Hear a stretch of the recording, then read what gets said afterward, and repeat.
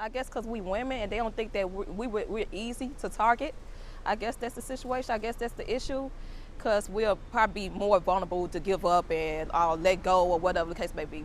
Sierra Jamison spoke to CBS Chicago News about the disturbingly high levels of violence experienced by Black women. She would be found dead just a month later. Sierra Jamison was an ambitious woman with big dreams and an even bigger heart.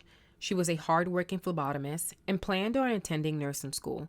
She had recently celebrated her 30th birthday, looking forward to the future. Family always came first, especially her 6-year-old son. Sierra had an intriguing connection with an older man named Lawrence Boyle.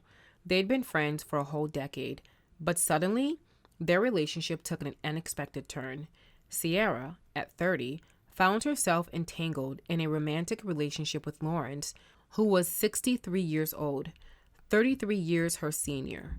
Sadly, shortly after they entered their romantic relationship, Sierra's life was tragically cut short when she was found strangled to death. New details now about the murder of a Chicago mother. Prosecutors say she was killed by someone she knew well. The accused killer was in court today, so was our Suzanne Lemignot, and she's learning more about his violent past. Prosecutors say that the victim, Sierra Jamison, had known Lawrence Boyle for 10 years, and just a few weeks before she was murdered, they had started a romantic relationship. Jamison spoke with us back in August.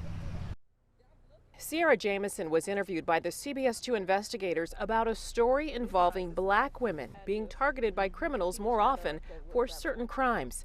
She had been the victim of an attempted carjacking in 2022.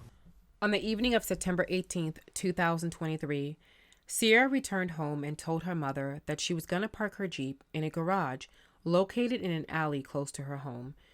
It was there she encountered Lawrence, who had been lurking in wait for her. Suddenly, Sierra found herself fighting for her life yet again. Lawrence wrapped his hands around Sierra's neck and watched as she took her last breath. In the meantime, Sierra's mother became increasingly worried as her daughter failed to return home and didn't respond to phone calls or messages. She sent Sierra's brother to check on her. As her brother entered the alley, he observed Lawrence shutting the garage door and noticed he had Sierra's phone. Lawrence claimed that Sierra had thrown it at him and had left for the store. Concerned, Sierra's mother decided to inspect the garage herself, where she tragically discovered her daughter's lifeless body concealed under the tarp. Records uncovered by the CBS 2 investigators show Boyle had a previous 2011 domestic violence aggravated assault with a deadly weapon arrest and was charged in March of that year. A month later, the case was dropped. Boyle was also convicted in 1993 of child abuse in North Carolina, and 6 years later was out of prison by 1999. In court, it was also revealed Boyle served 2 years for breaking and entering in the North Carolina Department of Corrections and had a 1997 misdemeanor conviction for assault on a woman. And now he's accused of a more heinous crime in Chicago, making Jamison's words from her interview with us last month so haunting. Sierra met her untimely end within the very Jeep she had passionately spoken about. To her, that Jeep stood as a symbol of her hard work and the sacrifices she had made, not just for herself, but also for her beloved son, who was autistic. CBS 2 investigator Dorothy Tucker interviewed her just last month. They spoke about violence against Black women in our community. She was a recent victim of a carjacking and shared how other women came to help her in that violent moment.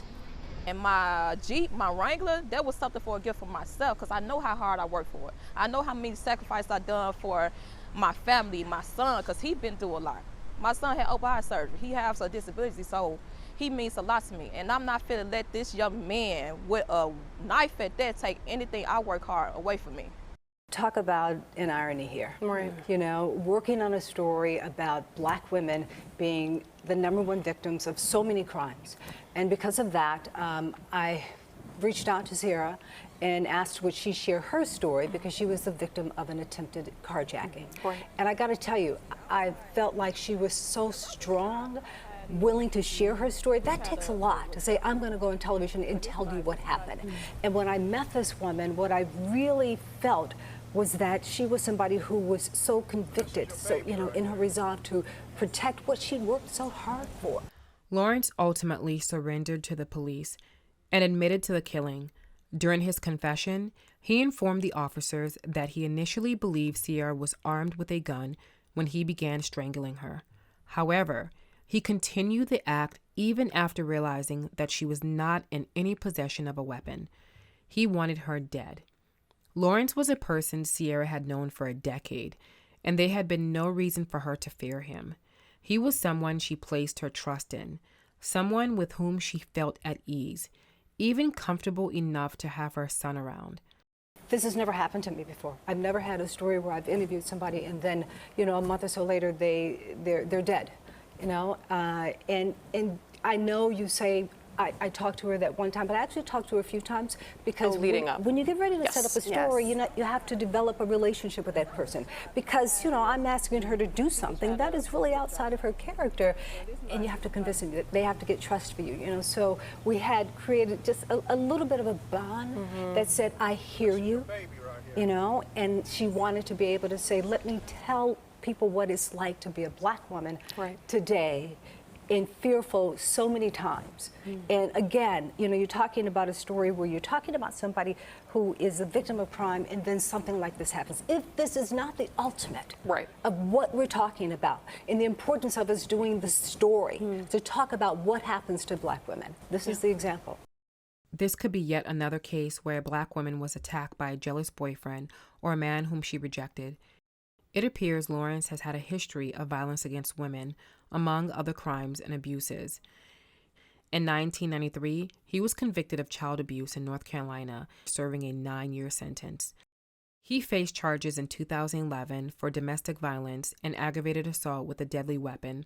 Friends and family remember Sierra as hardworking, caring, and dedicated. Everyone who knew her describes her as an extraordinary person. She was a loving mother who cared deeply for her son, who unfortunately would never see his mother again. Don't forget to like this video, subscribe to my channel, and hit that notification bell so you don't miss out on any crime news.